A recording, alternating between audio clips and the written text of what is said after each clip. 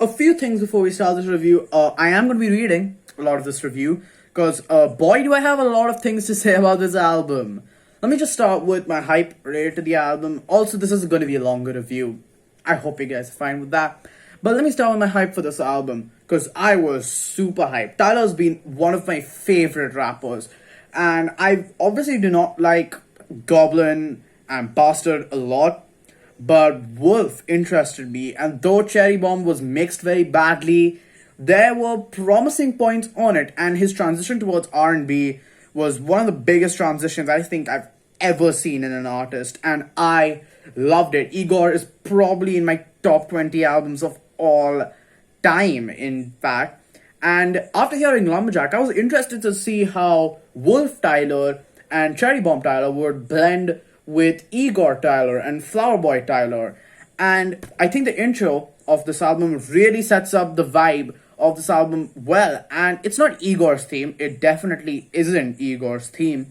However, I think it does its own thing, and I'm completely fine with that. It sees Tyler put on the persona of Tyler Baudelaire, and this lets him go into this more bougie, more sort of rich character, which he can basically use as a medium to talk about fame and his success and his real progression, which is great because Tyler's lyricism is some of the best I've seen in the past 10 to 15 years.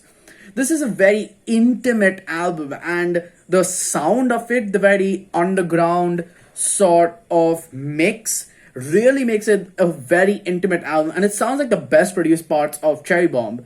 And it has him embracing his riches but getting his heart broken by a relationship. And again, this another way acts as a way of Tyler to talk about his private life and the media's obsession with his sexuality, which has obviously been which was a massive thing when he released Flower Boy in 2017. Let's talk about the features. I think this is the perfect time to talk about it because all of them are good. Maybe other than Teaser Touchdown, I think he's very easily the worst feature and it's very easily the worst song on the album. But Teaser does an okay job. 42 Dog kills it. But I think the real surprise was NBA Youngboy. Out of all people, the guy who sounds like a broken car delivering one of the best verses on the album. It's actually crazy. They should not work. Tyler the Creator and Lil Wayne should not work on a track, and yet they do so perfectly. And obviously, sometimes the mix can get a bit rough at edges and sometimes the points, and it gets a bit compressed at points, but that's completely fine because that fits the vibe of the album, and it's very, I guess, very stripped down production is the best way I can talk about it. Tyler also covers things about the protest, the Black Lives Matter protests, and everyone constantly asking him to say something on Manifesto. One of the best verses of his career. And obviously, let's talk about Massa, which is the one. He references his entire career on this song. He references how badly mixed Cherry Bomb was. He references Yonkers. He references his entire Odd Future thing. And it just looks like Tyler having a real introspective view into his entire career so far.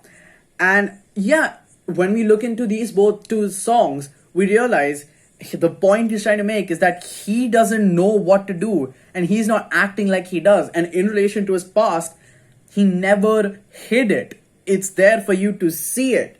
Now, let's talk about the 10-minute cut. Sweet, I thought you'd want to dance.